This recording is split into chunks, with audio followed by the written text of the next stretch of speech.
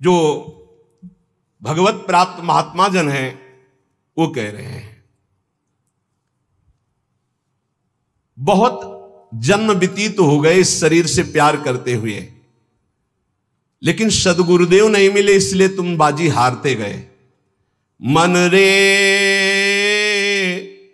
अब की बेर सम्हारो, जन्म अनेक दगा में खोए, बिना गुरु बाजी हारो। मन रे अब की बेर सम्हारो। बहुत से तुम्हारे जन्म हुए मनुष्य जन्म, लेकिन सदगुरु नहीं मिले, इसलिए बाजी हार गए। अब की जीत जाओ, सदगुरु का वरण करके उनकी आज्ञा के अनुसार चल दो। बहुत कठिन है सदगुरु की आज्ञा पर चलना। हमारा मन अहंकार से प्रेरित होकर मनमानी आचरण करने के लिए बहुत राजी होता है, लेकिन गुरुमानी होकर मन को मारकर गुरु आज्ञा में रहना एक किसी विशेष भाग्यशाली उपासक के भाव होते हैं। बाल्यावस्था तो हमारी ऐसे चली गई कि पता ही नहीं चला खेल कूद में। बालापने ज्ञान नहीं तन में, जब जन्म्यो तब बारो, तरुणाई सुख बाम में खोयो, बाजो कूच नगारो। बाल्यावस्था कब चली गई पता नहीं चला, सोने में, खाने में, खेलने में।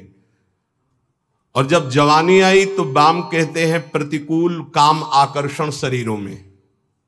ये ऐसा नशा चढ़ा काम का जवानी में, कुछ समझ ही में नहीं आया और जवानी निकल गई।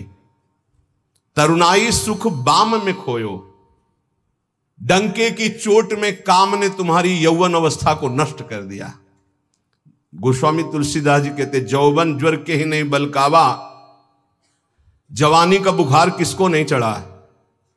तो कोई तो होगा जिसको नहीं चढ़ा। उसी को नहीं चढ़ा जो भगवान के चरणों में चित्त लगा दिया, नहीं तो जौवन ज्वर के ही नहीं बलकावा। बड़ी कृपा होती है साधकों पर जब असुविधा जवानी में होती है। पेट में अन्न ही नहीं है तो काम की वृत्ति ही नहीं जागृत होती। बस एक ही आग लगी हुई है, कैसे ब्रह्म साक्षात्कार हो जाए, इस प्रपंच का बाध करके कैसे स्वरूप में स्थित हो जाओ। वहां कोई गुंजाइश नहीं कुछ सोचने की, देखने की, बोलने की। अब यौवन अवस्था में काम सुख और बुढ़ापा अवस्था में, बाल्यावस्था से जवानी तक जो किया उसके संस्कार खत्म, मनुष्य जीवन खत्म। खलक सब रैन का सपना, समझ मन कोई नहीं अपना। कठिन है मोह की धारा, बहा सब जात संसारा। घड़ा जो नीर का फूटा, पत्र जो डार से टूटा। जो पत्ता डाल से टूट गया दोबारा नहीं लगेगा। कच्ची मिट्टी में पानी भरा गया, फैल गई, किसी काम की नहीं रही। ऐसे ही बुढ़ापा के बाद एक अवस्था आती मृत्यु, फिर मानव जीवन गया, फिर अन्य योनियों में भटकना पड़ा। तीन लोक और भुवन चतुर्दश, सब ही काल को चारो। पूरी रहो जगदीश गुरु तन, बासे रहो नियारो। कहे कबीर सुनो भय साधु, सब घट देखन हारो। जन्म अनेक दगा में खोए, बिन गुरु बाजी हारो। मन रे अब की बेर संहारो। चाहे जितना तुम पुण्य करके चाहे जिस लोक में जाओ, तीनों लोकों तक काल का नगाड़ा बजता है। हर समय वो विनाश लीला करता रहता है। सब काल का चारा है, कोई नहीं बच सकता। जैसे हरिवंश प्रपंच बंच सब काल ब्याल को खायो, यह जिय जान श्याम श्यामापत कमल संगी सिरनायो। गुरुदेव ने जिसको स्वीकार किया और जगदीश का ज्ञान प्रदान कर दिया, कबीर साहब कहते हैं भाई सुनो, वही विजय प्राप्त कर लिया जो घट घट में सबको आराध्य देव माना। हर घट में हमारा आराध्य देव विराजमान है, वो जीवन मुक्त हो गया। इस शरीर का धारण करना मानव देह का यही सफलता है। नाम जप करते हुए सब में भगवत भाव करके अपने आप का उद्धार कर ले। समझो रे भाई समझो रे, अरे हिया नहीं रहना, करना अंत पयाना। जाना है भाई जाना है, मरना है भाई मरना है, आज नहीं तो कल मरना है। गंदे विषय सेवन करके नहीं, भगवान नाम जप करके, अच्छे आचरण करके, भगवत प्राप्ति करके मरना है। यदि हम इस मनुष्य शरीर से भगवत प्राप्ति नहीं कर पाए तो हमारे दुख का अंत नहीं होने वाला। प्रेम भक्ति की रीति समुझ कर हित सो राम रिझावे, गोविंद के कौतुक गुण लीलाता को ध्यान लगावे। सेवा सुमिरन बंदन अर्चन नौधा सो चित लावे, अब की अवसर भलो बनो है बहुरी दाव कब पावे। भजन प्रताप उतरे भव सागर उर आनंद बढ़ावे, साधुन की संगति को साबुन लेकर ममता मैल बहावे। हे भाई, बिना प्रेम भक्ति के भगवान की प्राप्ति कठिन है। गोविंद के चरणारविंद का आश्रय लेकर नाम जप करते हुए जो लीला गाते हैं, अर्चन बंदन करते हैं, नौधा भक्ति करते हैं, उनके हृदय में प्रेम लक्षणा भक्ति जागृत होती है। ये प्रेम लक्षणा भक्ति साधु संग से आती है। साधु संग रूपी ऐसा साबुन है कि ममता रूपी मैल धुल जाता है, और जहां मन ममता रूपी मैल से रहित हुआ तहां प्रेम प्रकाशित हो जाता है। प्रेम प्रकाशित होने में जो बाधा है, भक्ति करते हुए और साधु संग करते हुए भी यदि प्रेम प्रकाशित नहीं हो रहा तो ये कुछ बाधाएं इसमें वर्णन की गई हैं। ध्यान से सुन लो और इनको कभी करना नहीं तो प्रेम भक्ति जरूर जागृत हो जाएगी। पहला, आहार दोष। ध्यान में बैठा लो या लिखते जाओ। आपको साधु संग मिल गया है, नवधा भक्ति कर रहे हैं, लेकिन प्रेम नहीं प्रकट हो रहा है। जैसे आप वृंदावन धाम वास कर रहे हैं, सत्संग कर रहे हैं, नाम कीर्तन कर रहे हैं, प्रेम नहीं प्रकाशित हो रहा है, तो इन दोषों को देख लो आपके अंदर है क्या। पहला है आहार दोष। आहार दोष बुरी कमाई से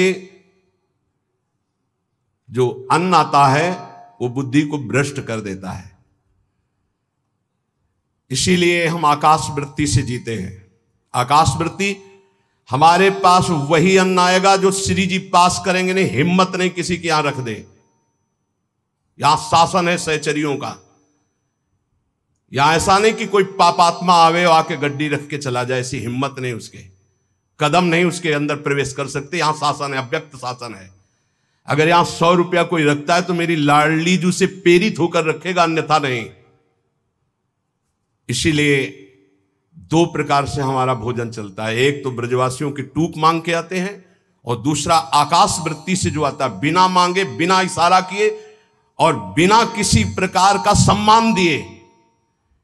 ये नहीं कि आप अर्थ देने वाले हो तो आपको एकांत में बुलाकर जयमाला पहनाई जाए कि जय हो आपकी, आप बिल्कुल नहीं। और हो सकता है कि आपको कटु वचन सुनने पड़े और फिर आप रखो तो तुम बहादुर नहीं, लेके जाओ।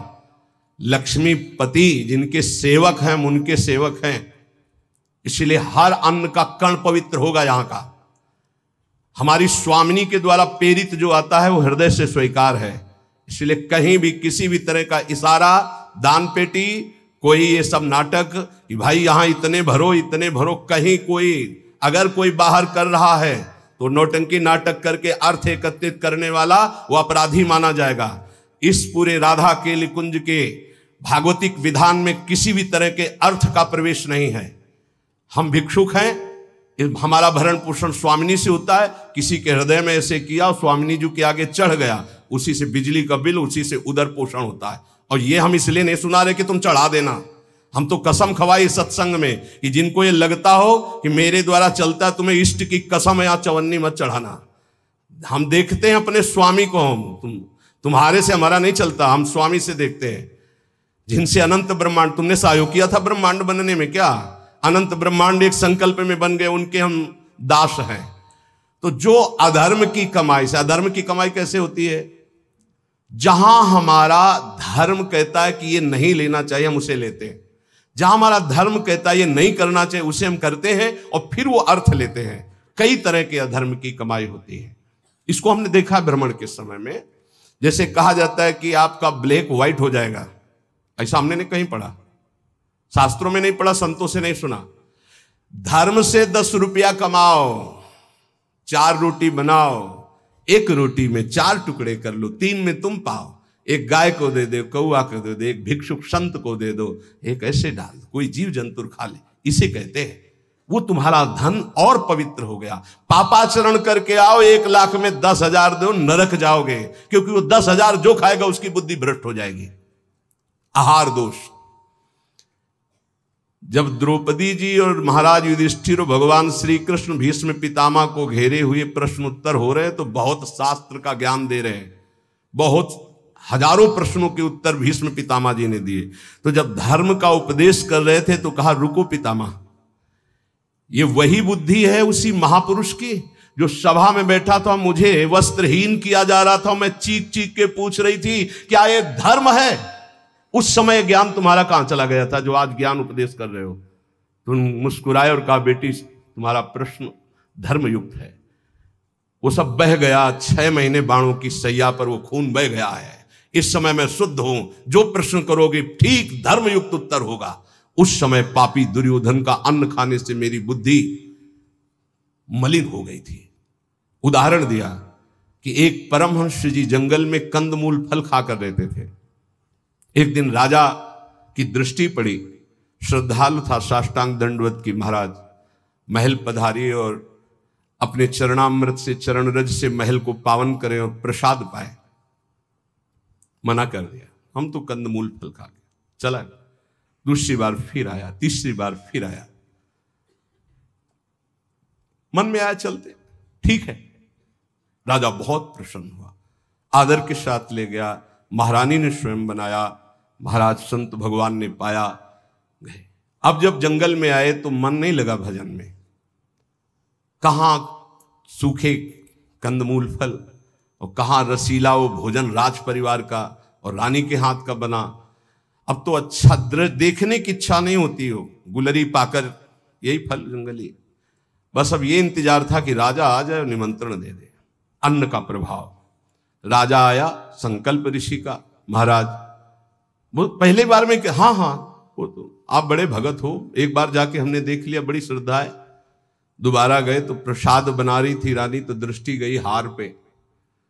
हार श्रृंगार उसमें रखा हुआ था, पेटी से खुल अपनी झोली में डाल लिया, बैठ गए, प्रसाद पाया, चले आए, झोली टांग दी। सायंकाल रानी जब श्रृंगार के लिए बैठी तो देखा और पेटी खाली, हार नहीं। तो उनका, महाराज यहाँ किसी चोर का प्रवेश है नहीं, आपके वही सन्यासी जी जो आए थे वही ले गए। ऐसा नहीं, वो तो बहुत त्यागी बैरागी, वो हार क्या करेंगे? बोले हमारी दास दासियां, निजी दास दासियां, ये कहीं बाहर नहीं जाती हैं, तो ये क्यों चोरी करेंगे? इनका और कोई है नहीं, ये तो हमारी सेवा में रहती है। राजा को भी पक्का प्रमाण लगा कि संत, पर उन्होंने कहा नहीं, हमारे संतों की अवहेलना होगी, आप इस शब्द मत उच्चारण करो, मैं दूसरा बनवा देता हूं। 2-4-5 दिन वो उपवास किए संत भगवान, तब उन्होंने जंगल से फल लाने की सोचा, झोली में हाथ डाला तो देखा वो हार। तो उनका ये हार कैसे आ गया? वो मैंने चोरी की, ये कितना निंदनीय मेरी बुद्धि हो गई, कैसे मैं निकृष्ट हो गया। हार लिया और ऐसे मैं चोर हूं, मैं चोर हूं, वहीं से कहते हुए राज दरबार में मैं चोर हूं। महाराज उतरे, दंडवत किया, कहा महाराज आप चोर नहीं हो। नहीं मैं चोर हूं, मैंने हार चोर। बोले महाराज मैंने परीक्षा के लिए आपकी झोली में डाला था और उनको ऐसे ले गए कि सभा को कहीं ये ना लगे कि संत ऐसे होते हैं। एकांत में ले गए और बोले महाराज आप ही चोरी करने वाले, आप ही ईमानदारी से वापस लाने वाले, मेरी समझ में नहीं आया। तो बोले शास्त्रों में जो लिखा है, आप कल सुने थे चर्चा में, प्रताप रुद्र जी के दर्शन के लिए भी महाप्रभु ने निषेध कर दिया था, राजअन्न निषेध माना गया है अगर वो वैष्णव भक्त ना हो तो। बोले ये राजअन्न का प्रभाव है कि मेरी बुद्धि लुभायमान हो गई और स्वर्ण की चोरी कर ली, कई दिन से भोजन नहीं पाया, वो सूख गया, रक्त जल गया, तो इसलिए अब मेरी बुद्धि शुद्ध हुई। ये तुम्हारे अन्न का दोष है जो हमने 2 बार पाया, उससे मेरी बुद्धि पतित हो गई। तो पहला दोष है आहार दोष, बुरी कमाई का, चोरी के पैसे का, दूसरे के हक का, अन्न या जबरदस्ती कर लेने का, इस तरह का जो धन है उससे जो खान पान है ये बुद्धि को भ्रष्ट कर देता है। जैसे ब्याज दर ब्याज, अब वो आपको पैसा मिलेगा तो फिर वो आपकी बुद्धि में भजन नहीं होने देगा। संकल्पित अन्न मिलेगा, कभी किसी का ऐसा दिया हुआ साधक को या गृहस्थ बट रहा है हलवा, भूखे मर रहे हो, ऐसे हाथ फैला दिया, तुम गृहस्थ हो, वृंदावन आए हो, एक दिन उपवास कर लो, थोड़ा सा कुछ लेकर पेट में डाल लो जो तुम्हारा धर्म की कमाई का, दूसरे का हलवा मत खाओ। मान लो हमारी बात, सारी बुद्धि नष्ट हो जाती है, सुकृत नष्ट हो जाते हैं। आहार दोष पहला, कई बार बताया, इस पर ध्यान दीजिए। सतोगुणी पवित्र अन्न भी यदि मात्रा से अधिक हो गया तो रजोगुण, उस मात्रा से अधिक हो गया तो तमोगुण पैदा कर देगा। अल्प मात्रा में पाइए। दूसरा, शरीर को स्वस्थ रखिए। शरीर को स्वस्थ रखने के लिए, ब्रह्मचर्य पुष्ट रखने के लिए परिश्रम युक्त सेवा अत्यंत आवश्यक है, जिसमें पसीना चुए। ये दिनचर्या आज की नहीं जो आप देख रहे हो कि 1:30 बजे उठते हैं, तो ये आज की नहीं, ये जीवन की दिनचर्या है। सूर्य उदय होते होते परिक्रमा वृंदावन की हो जाती थी। अपनी रात्रि में उठे, 45 मिनट व्यायाम, 48 मिनट प्राणायाम, छड़ी उठाई, पूरे वृंदावन की परिक्रमा एक सांस में। इसके बाद आके श्री जी की मंगला, गुरु जी की सेवा में 9 बजे तक, फिर आके श्रृंगार, फिर गुरु जी की 2:30 बजे रोटी मांग करके एक बार 24 घंटे में, वो भी न सब्जी न दाल। ऐसे थोड़ी भगवत मार्ग की निरंतर भगवदाकार वृत्ति प्राप्त की जाती है। अस्वस्थता ये भी बाधक है, जब तक वृत्ति भगवदाकार ना हो जाए। अगर भगवदाकार वृत्ति है तो कोई फर्क नहीं पड़ेगा। भगवदाकार वृत्ति नहीं है और आपको केवल ऐसे ही नकली वो करके अल्ट्रासाउंड ऐसे और आपको बता दिया जाए कि आपकी किडनी थोड़ा दोष युक्त हो रही है, भजन करके दिखा देना, डिप्रेशन में पहुंचने लगोगे।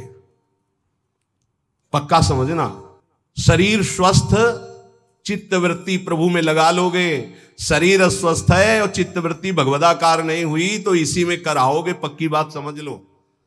और एक बार चित्तवृत्ति लग गई तो 2 किडनी की क्या बात, अगर 10-20 होती हो सब फेल हो जाती तो भी कोई फर्क नहीं पड़ता। पक्का मान लीजिए, पक्का मान लीजिए। इसीलिए संसारी पुरुषों को विश्वास नहीं होता कि क्या ऐसा भी हो सकता है, क्या ऐसा होता है। कर्तुम अकर्तुम अन्यथा कर्तुम सर्व समर्था सा ईश्वरः। अभी क्या समझे हो तुम? अस्वस्थता से बचिए। प्रत्येक साधक से कहा व्यायाम करो, चाहे साधक हो चाहे साधिका। संयम से चलो, व्यायाम प्राणायाम अत्यंत आवश्यक है। ठीक है, आपकी दिनचर्या ऐसी तो समय निकालो, ऐसी दिनचर्या में समय निकालो कि आप व्यायाम कर सको, आप प्राणायाम कर सको। मान लो मेरी बात। आहार अल्प पवित्र आहार है, पक्का, इसमें कोई संशय नहीं, गुरु प्रदत्त आहार है। और अल्प आहार तो शतोगुणी बना रहेगा। दूसरा, व्यायाम प्राणायाम प्रत्येक साधक को करना चाहिए। यह महापुरुषों को देखें, अपने गुरुदेव को भी देखा है, क्योंकि आजीवन हमें संयम पूर्वक भजन मार्ग में बढ़ना है, तो ये दोनों बातें जरूर। तीसरा, आलस्य का त्याग।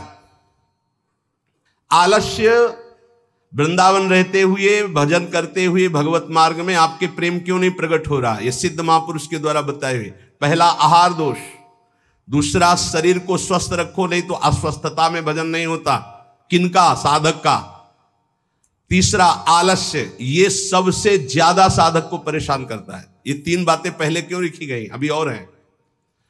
प्रायः साधक को भोजन में स्वाद की बुद्धि रहती है। आलस्य को त्यागिए, नहीं तो प्रेम। काहे को इतना सोते हो? हम तो प्रभु से मनाते थे कि हमें नींद ना आए, प्रभु मेरी नींद खत्म हो जाए।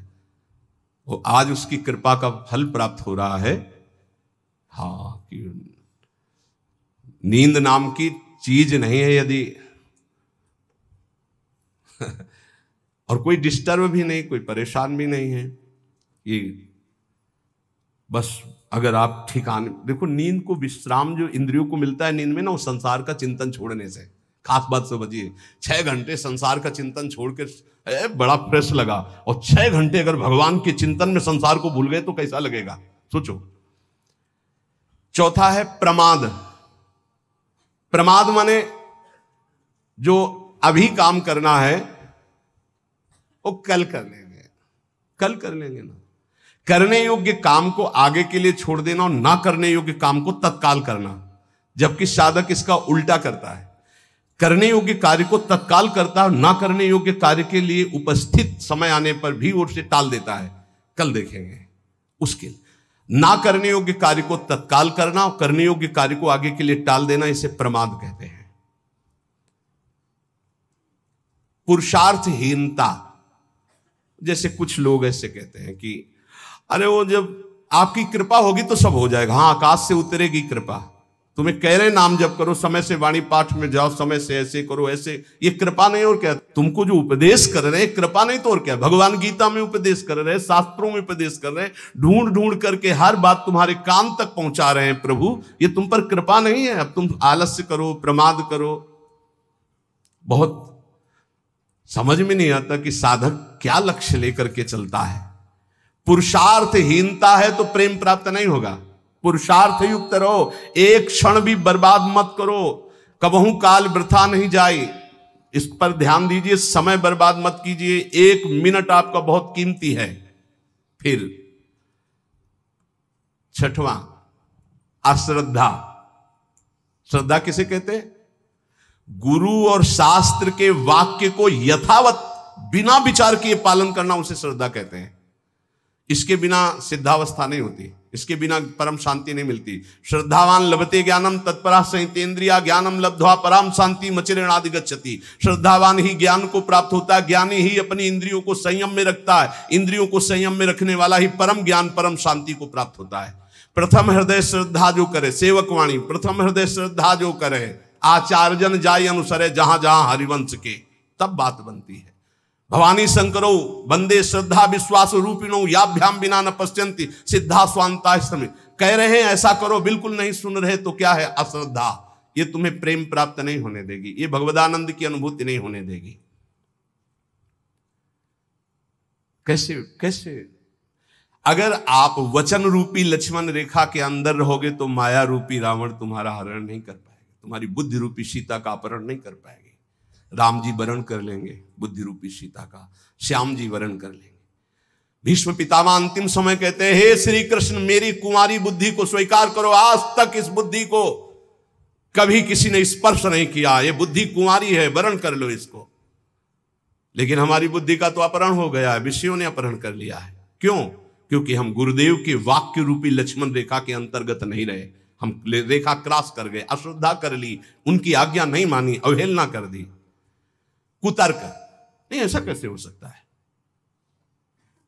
बहुत विचित्र गुरुजनों की वाणी में सामर्थ्य होती है। कभी गुरु की वाणी पर अविश्वास करके कुतर्क नहीं करना चाहिए। अधैर्य, अगर उपासक में धैर्य नहीं है तो प्रेम प्रकाशित होने में बाधा पड़ जाएगी। बड़ी समस्या आ गई है, बड़ी नहीं, धैर्य पूर्वक टिके रहो। अच्छा, ये कभी हमारे हृदय में गुरु प्रताप से नहीं आया कि किसी का आश्रय ले ले, या कहीं चले जाए, या कहीं पूर्व जीवन में कोई फोन कर दे, या किसी को इशारा कर दे, बस ये था कि अब मरना है और धाम में भगवत चिंतन करते हुए मरना है। धैर्य से कभी विचलित ना हो। अगला है अनिश्चय। ये बहुत साधकों में पाया जाता है। एक दिन गुरुदेव भगवान ने कहा, जब साधक घर से निकलता है तो उसका वैराग्य अग्नि के समान होता है, उसे ज्वाला की तरह रोज बढ़ना चाहिए। उसका वैराग्य शीतल क्यों हो जाता है, ठंडा क्यों हो जाता है? उसका वैराग्य तो प्रतिदिन और तेजस्वी होना चाहिए। उसका कारण है अनिश्चय। सुख सुविधाएं भोग मिले और जीवन बढ़िया कट रहा है। हे, जीवन काटने के लिए नहीं, जीवन मिटाने के लिए हम आए हैं, अस्तित्व मिटाने के लिए आए हैं। हमारा निश्चय है कि प्रिया प्रीतम की प्राप्ति के लिए हर भोग को छोड़ना है और प्रभु को प्राप्त करना है। वैरागी वही है जो समस्त भोगों के बीच में रहता हुआ भी भोग स्वीकार नहीं करता, केवल अपनी दिनचर्या और भगवत प्राप्ति के हेतु जीने के लिए केवल उसको धारण करता है ऐसे बहुत से संत अपने। अभी एक उपासक बच्चा है, पूछा है तुम्हारी बनियान में रंग लगा है, रंग वाली बनियान क्यों पहने, दूसरी पहन लो ना, जैसे आपकी आज्ञा पर काम चल रहा है ना अभी शरीर के, नहीं बदल, वैसे जैसे आपकी आज्ञा पर काम चल रहा है ना, हाँ ठीक है जाओ। अच्छा लगा कि धैर्य से वैराग्य की पुष्टता, काम चल रहा है ना, अच्छा है। अनिश्चय हमारे हृदय में जब होता है तो हमें भोग गिरा देते हैं। हमारा निश्चय क्या था, हम प्रभु की प्राप्ति के लिए जानबूझकर समस्त भोगों का त्याग करते हुए सच्चिदानंद रस में स्थित होंगे, फिर हम क्यों डिग गए? इसका मतलब हमारे निश्चय में कमी थी। अनिश्चय, हमारा निश्चय था कि हम अपमान को सहेंगे, हम निंदा को सहेंगे, हम तिरस्कार को सहेंगे, हर कष्ट सहेंगे, पर हे नाथ आपको प्राप्त करेंगे, आपका भजन करेंगे। कहां गया वो निश्चय? थोड़ी सी कोई अपमान की वृत्ति आई, हम गुस्सा हो गए, थोड़ा सा तिरस्कार हुआ, हम परमार्थ छोड़ दिया, थोड़ा सा कोई भोग आया, हम भजन छोड़ दिया, भोग में राजी हो गए। कहां गया हमारा निश्चय? इसका मतलब अनिश्चय है हमारे हृदय में, लक्ष्य का निश्चय नहीं है। संशय, पता नहीं भगवान में सुख है कि भोगों में सुख है, पता नहीं इस मार्ग से भगवान मिलेंगे कि नहीं मिलेंगे, पता नहीं जिनके सहारे भगवान की प्राप्ति कराएंगे कि नहीं कराएंगे। कई तरह संशयात्मा विनश्यति, वो भ्रष्ट हो जाएगा, गिर जाएगा। असंयम, ये बहुत खास बात है। असंयम साधक को नष्ट कर देता है। संयम से रहो। आपसे कई बार प्रार्थना की सत्संग में कि यदि आप 2 चपाती पाते हैं तो उसी के अनुसार कितना भी अच्छा भोजन उतने लीजिएगा। आपका भोजन का संयम होना चाहिए, आपके शयन का संयम होना चाहिए, आपके दिनचर्या का पूरा नियमावली होना चाहिए। संयम नियम साधना में चाहे गृहस्थ हो चाहे विरक्त हो, बहुत बड़ा इनका योग है। असंयम नहीं है, कभी मन आया तो 7 बजे जग गए, कभी मन आया 5 बजे जग गए, कभी मन आया 1 बजे जग गए, ऐसा नहीं होना चाहिए। असहिष्णुता, सहनशीलता ना होना, साधक के प्रेम प्राप्ति में बाधक लक्षण है। हर बात को सहन कर जाओ। सहनशीलता सहत सहत बाढ़े भगति गृह तन गुरु हित गात। अपवित्रता, कई बार इस पर चर्चा हुई है। आजकल बड़ी अपवित्रता के चांस हैं, जैसे शौचालय और बाथरूम एक ही में सब है, प्रायः ऐसा ही है।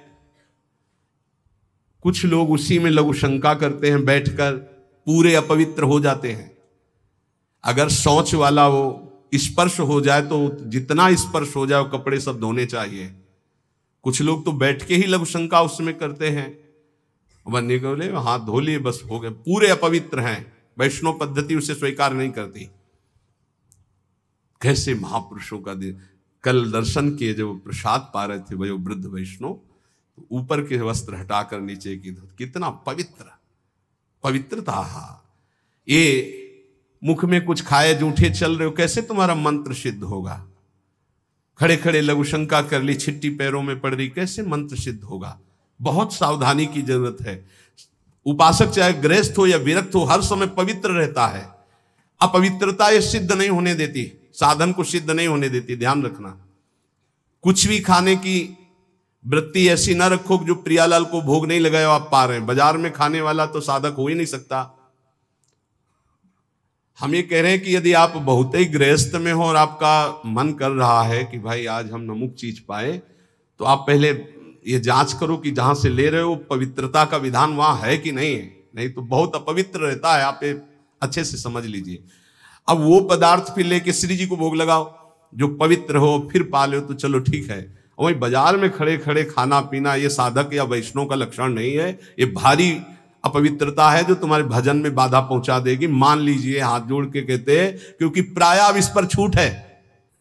पवित्रता, पवित्रता बहुत सावधानी से। जैसे आप माला जब कर रहे हैं, आपको लघु शंका लगी है, तो अपनी माला को गर्दन के पीछे कहीं ऐसे फंसा लीजिए उच्च भाग में, और बैठकर लघु शंका कीजिए। जहां पानी की व्यवस्था हो या आप अपने पास पानी रखिए, फिर पवित्र होइए। अगर ऐसा है कि जल नहीं है तो रज से कर लीजिए, रज से हाथ धो लीजिए। जब तक पानी न मिले आचमन न कर लो, तब तक माला नहीं, ऐसे नाम जप करो। ये अपवित्रता भगवत प्राप्ति में बहुत बाधक है और लोग इसको मानते ही नहीं हैं। कोई बिरला पवित्रता का निर्वाह करता नहीं मान। कौन भ्रमण में लघु शंका के लिए कमंडल रख रहा है? अब वीआईपी पना हट जाएगा। प्रायः दंड कमंडल, साधु का प्रसिद्ध सोटा लंगोटा, ये सब प्रसिद्ध है। काछ वाछ मन निश्चल राखे, धनी धन जननी तेरी रे। बहुत अब प्रायः दर्शन करने वालों में ऐसे दर्शन होते हैं, हाथ में बिसलरी की बोतल ऐसे, जैसे कोई जल चढ़ाने की गंगा जली नहीं, प्रायः बिसलरी की बोतल ऐसे हाथ में होगी। जमाना बदलता चला जा रहा है। और या स्मार्ट मोबाइल हाथ में होगा। कोई भले आदमी तो ऐसे मिलते हैं कि मोबाइल से ऐसे वीडियो दाहिने हाथ से बना रहे हो, बाएं हाथ से ऐसे कर रहे हैं। बाएं हाथ से किसको किया जाता है जानते हो? शत्रु पक्ष को। जब राजाओं के यहां दुश्मन का दूत जाता था तो बाएं हाथ से सलूट करता था। तब पता है कि दुश्मन का दूत आया, इसलिए बाएं हाथ से करता था। तो आजकल नए बच्चे वो जानते हैं नहीं, तो मोबाइल से शूट कर रहे हैं, ऐसे बाएं हाथ से ऐसे कर रहे हैं। ये अपवित्र। भगवान के सामने या भगवत भक्तों के सामने, चलो आपके हाथ खाली नहीं, वीडियो बना रहे हो तो नेत्रों से कर लो, बाएं हाथ से काहे को? दुश्मनी काहे को मोल ले रहे हो? बहुत बड़े के दरबार में हो, बहुत बड़े के पार्षद है, वो हर समय देख रहे हैं। आप क्या समझते हो हम अकेले चलते हैं? नहीं बोले 10-20 साथ चलते नहीं, इनकी बात नहीं कर रहा। एक कदम भी ऐसा नहीं जिसमें हमारी महारानी जी न चलती हो। ये जो छोटे छोटे नवजात शिशु जो ये सब, ये जानते हो महारानी जी के प्रताप का आशीष लेने आते हैं। हमारा कुछ नहीं है, हमारे आगे आगे चलती है हमारी महारानी जी। हम उनकी दासी, उनके पीछे चलती है, आगे वो चलती है। ये जो फूल बरसते हैं ना, ये महारानी जी के चरणों में बरसते हैं। ये जो फूलों के पावड़े बिछे होते हैं ना, मेरी स्वामिनी जी के लिए। अगर ये मेरे लिए लगते ना तो कब का बंद करवा देते, आप ये भी समझ लो। मेरी महारानी जी के दर्शन के लिए कोई नाचता है, कोई रोता है, पूरी भीड़ में सैकड़ों रोते हैं, तो हम उनकी आंखों की तरफ देखते हैं कि मेरी प्रिया जी का कृपा प्रसाद इनकी, भले किसी भाव से। मेरी महारानी जी तो बड़ी रिझवार है ना, हाँ बड़ी रिझवार। कितने के अंतिम बन गए, अंतिम बन गए, समय अंतिम बन गए, क्योंकि उनको तो समझ में नहीं आ रहा है ना, वो तो केवल देख रहे हैं बाबा। लेकिन बाबा के आगे जो चल रहे हैं उनका प्रताप चल रहा है। आप समझते हो ना, किसी के आगे इतना नहीं होता जो आप देख रहे हो। ये महारानी जी के आगे होता है, किसी और के आगे नहीं होता। यहां कोई संत प्रताप उदित नहीं है, ये महारानी जी का प्रताप उदित, राधा प्रताप। जो प्रसिद्धि और पुजवाने की इच्छा रखता है उसे प्रेम प्राप्त नहीं होता। प्रेम प्राप्ति में बाधक अपनी प्रसिद्धि और पुजवाने की इच्छा नहीं। अपने इष्ट में चित्त को लगा दो। तो सेवक जी महाराज कह रहे हैं, बिस्तर है सब जग विमल कीरति, साधु संगति ना टरे, बास वृंदा विपिन पावे, श्री राधिका जो कृपा करे। अपने आप जगत में विमल कीर्ति का विस्तार हो जाता है जो प्रियालाल में चित्त जोड़ता है। अपनी पुजवाने की इच्छा, मान की चाह, ये प्रेम नहीं प्रकट होने देती। अगला, किसी से भी घृणा, जैसे कोई भी किसी भी तरह का है, किसी भी धर्म का है, कैसे भी आचरण करने वाला है, अगर वो हमारी महारानी के दरबार में आता है तो उसको हम भगवान की तरह आदर करेंगे। उसको एक, जैसे हम सबका आदर करते हैं ऐसे उसका आदर करेंगे। किसी से भी घृणा नहीं त्रिभुवन में, ये तो पक्का समझ लीजिए, किसी से भी घृणा नहीं। घृणा शब्द भक्त के हृदय में नहीं होता, किसी से भी घृणा नहीं। द्वेष, अजात शत्रु भक्त होता है। अगर द्वेष है तो प्रेम प्रकट नहीं हो। अद्वेष्टा सर्वभूतानाम, किसी भी संसार में एक भी से भी अगर द्वेष है, दुश्मनी है, तो भगवत प्राप्ति में बाधा हो जाएगी। अजात शत्रु, तुम्हें गाली दे, सर झुका लो, वो तुमसे द्वेष मान रहा है, तुम उससे द्वेष कभी मत मानो। जब दिखाई दे तो नेत्रों से प्रणाम कर लो। और निर्दयता, ये प्रेम में बाधक है। कभी किसी के प्रति कठोर व्यवहार वाणी के द्वारा, मन के द्वारा, तन के द्वारा ना करें। दुराग्रह, ऐसा होना ही चाहिए, ये कभी हट ना करे। जोई जोई प्यारो करे, सोई मोई भावे। ध्यान रखिए, दुराग्रह कभी प्रभु से भी ना करे कि नहीं प्रभु इतना तो होना ही चाहिए, गुरुदेव इतना तो होना ही चाहिए। नहीं, जोई जोई प्यारो करे, सोई मोई भावे। चपलता, जल्दीबाजी, चांचल्यता, ये साधक में नहीं होनी चाहिए। गंभीर स्वभाव, जो कार्य करे बहुत ठीक से करे। एक साधक अपनी सेवा में है, उनसे आप कोई भी जल्दी काम को नहीं करेंगे, कार्य दे दो छोड़ दो। अगर पात्र मार्जन करना है तो जब वो मार्जन करके निकले बाहर तो आप देख लेना निर्दोष हर पात्र चमकता हुआ मिलेगा। पर आप कह दो 5 मिनट में करो तो नहीं करेंगे। जो सेवा दोगे वो सेवा होगी, पर सांगो पांग होगी, उन्हें छेड़ो मत। वो अपने आप पूरा नाम जप करते एकदम पोछा लगाना छोड़ दो, उसे बोलो मत, बस सेवा दे दो। वो आराम से पूरे भवन में पोछा लगा के शांत, उसे छेड़ो मत। अगर जल्दी करो तो पोछा रख दे खड़ा है, आप छेड़ो मत, सेवा दे दो। तो जब वो सेवा में होते तो हम कह देते उसको छेड़ो मत, वो अपनी सेवा पूरी सांगो पांग करेगा पर उसे छेड़ो मत। ऐसा ही उपासक का स्वभाव होना चाहिए। हम जिस कार्य में लगे सांगो पांग उसमें लगे, गंभीरता पूर्वक लगे, जल्दीबाजी नहीं, चांचल्यता नहीं। ये प्रेम प्राप्ति के लिए आवश्यक है। पर निंदा सुनना, पर निंदा करना, पर चर्चा करना, ये प्रेम में बहुत बाधक है, कई बार चर्चा हो चुकी। और बाहरी वेशभूषा बनावटी नहीं होना चाहिए, इसकी भी चर्चा हुई है कि बढ़िया क्रीचदार कपड़े, कोई बड़े उपाधि युक्त महात्माओं की बात अलग हो, तो गुरुजन है, आचार्य है, लेकिन साधक के लिए बात कह रहे हैं। वेशभूषा बहुत शांत रखनी चाहिए, जो गुरु प्रदत्त वेशभूषा है। और जब तक वस्त्र शरीर धारण करने योग्य की रक्षा कर रहा तब तक बदलना नहीं चाहिए। बहुत परमाणु होते हैं वस्त्रों में, जैसे ऊपरी अचला है ये तो वर्षों चलेगा, बदलने की जरूरत नहीं। जैसे आपको मिल रहा है तो आप रोक सकते हो, उड़ाया जा रहा है आप औरों को उड़ा दीजिए, मेरे पास है, बहुत कृपा। ये जरूरी नहीं कि सबको उड़ाया जा रहा है तो हम ले रहे हैं। जैसे भेंट है, वस्त्र है, अगर वो सम्मान के लिए आपको दिया जा रहा है, आपको आवश्यक नहीं है तो आप हाथ जोड़ सकते हो, प्रसाद दे दीजिए, ये नहीं। इससे आपकी भक्ति बढ़ेगी और गुरुजन आप पर प्रसन्न होंगे। ध्यान दीजिएगा, अगर वस्त्र है और आपको उड़ाया जा रहा है तो आप ऐसे रोक दीजिए, हमारे पास दैन्यता हमारे पास है, आगे जरूरत होगी तो हम आपसे याचना कर लेंगे, जितने से काम चल जाए उतना। बनावटी बाहरी वेशभूषा और शास्त्रार्थ ये प्रेम में बाधक है। वो तो कोई विद्वान करता है, अपने लोग तो है ही नहीं, शास्त्रार्थ करने लग क्या है। तो शास्त्रार्थ तो विद्वानों का विषय है, पर किसी भी विषय में तर्क वितर्क नहीं करना चाहिए, मौन का आश्रय लेके हट जाना चाहिए। अगला, शरीर के आराम की चाह। यहां जो लिखा है वो ध्यान, शरीर आराम तलब, ये जीवन में नहीं लेना चाहिए। कुशासन में लेटते थे पूरे वृंदावन में, कुशासन कभी नहीं। ये जो पूर्व में जानते हैं बिजली कटी हुई जीवन था, बिजली नहीं, सीधे प्रकृति का वार्ष हो और हरिशरणम हरिशरणम। और मनोरंजन बोले 4-5 घंटे तो सत्संग और वाणी पाठ हो गया है। अब वो वाला मोबाइल टच वाला कौन सा कहते हैं, स्मार्टफोन। अब उसमें अब हमको तो सब बातें आती नहीं, सीरियल कहते हैं कि क्या कहते हैं, वो जो देखते हैं, हाँ उसमें करके सीरीज, हाँ वही। अब एकांत में मनोरंजन सीरीज में देखोगे, आजकल की जो है ना, पहले रामायण महाभारत जैसे, अब ऐसी सीरीज है कि आपके भजन को नष्ट कर देंगे, आपके चिंतन को नष्ट कर देंगे। इसलिए प्रार्थना है कि जितने भी साधकों के पास, वैसे तो सबके पास है नहीं, जो सेवा में है और जो भी गृहस्थ जन है, ऐसी चीजें मत देखो जो आपके भजन में बाधक हो। अगला है कुसंग, ये भजन करते हुए प्रेम नहीं उत्पन्न होने देंगे।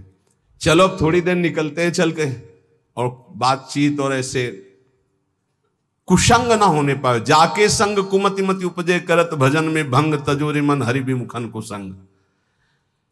साधना के प्रतिकूल साहित्य का स्वाध्याय करना, आपकी साधना है प्रेम के प्रतिकूल स्वाध्याय करना, प्रतिकूल सत्संग सुनना।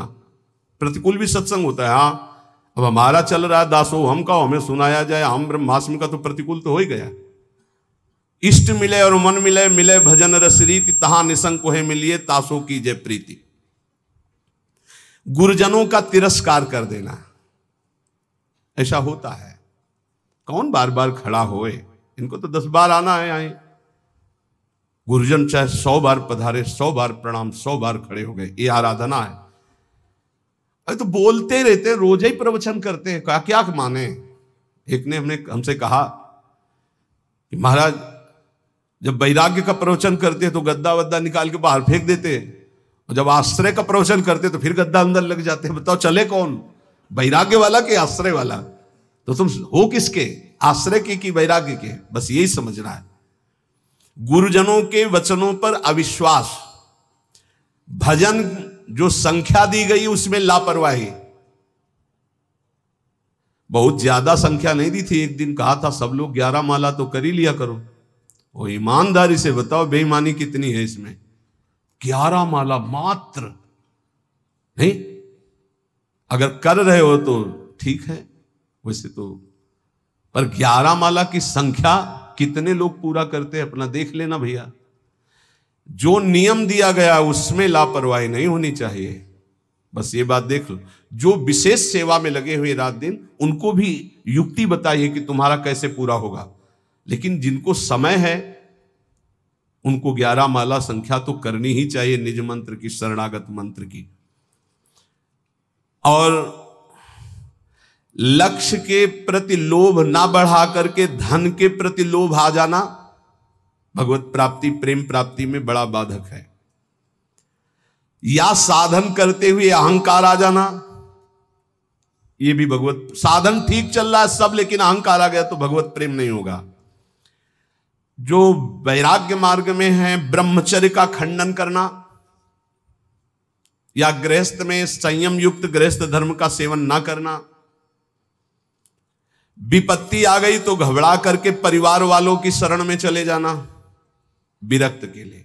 विपत्ति आ गई तो भगवान का आश्रय छोड़कर किसी धनी मानी की बात शरण में चले जाना।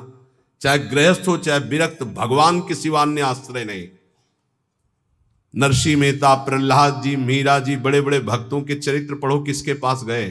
हरिः शरणम हरिः शरणम, हर विपत्ति नष्ट।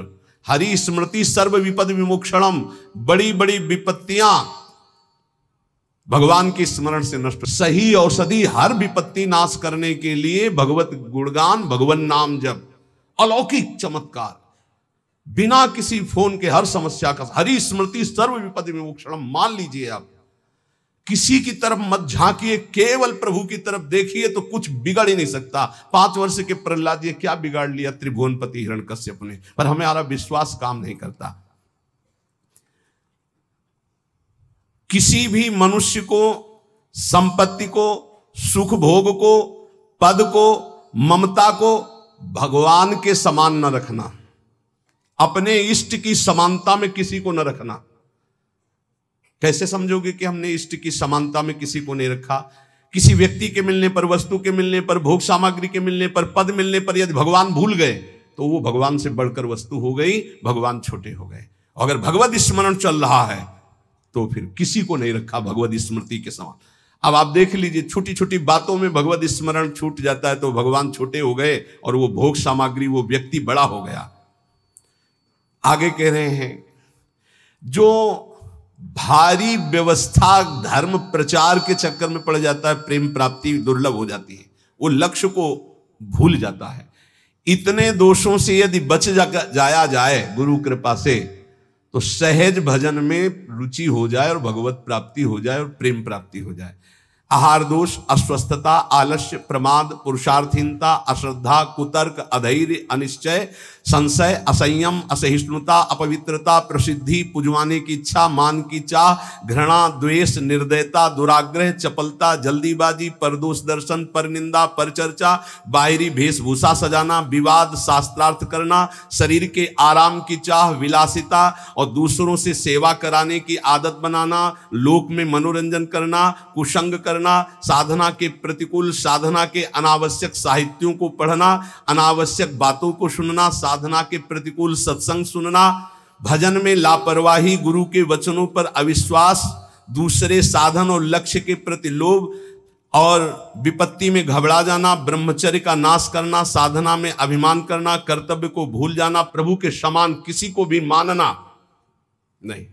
मतलब ये समझना, हम सबको प्रभु मानते हैं, लेकिन प्रभु के समान का मतलब है कि प्रभु जहां हमारे हृदय में है वहां किसी का स्थान नहीं। अगर वो स्थान दे दिया तो भगवत स्मरण चला जाएगा, उसकी स्मृति आ जाएगी। और विशेष विशेष कारणों से लक्ष्य को भूल जाना ये भगवत प्राप्ति में बहुत बाधक है। तो उपासक सावधान होकर के निर्दोष स्थिति प्राप्त करने के लिए निरंतर नाम जप करता हुआ गुरु आज्ञा के अनुसार चले तो इसी जन्म में प्रेम और भगवत प्राप्ति प्राप्त हो जाती।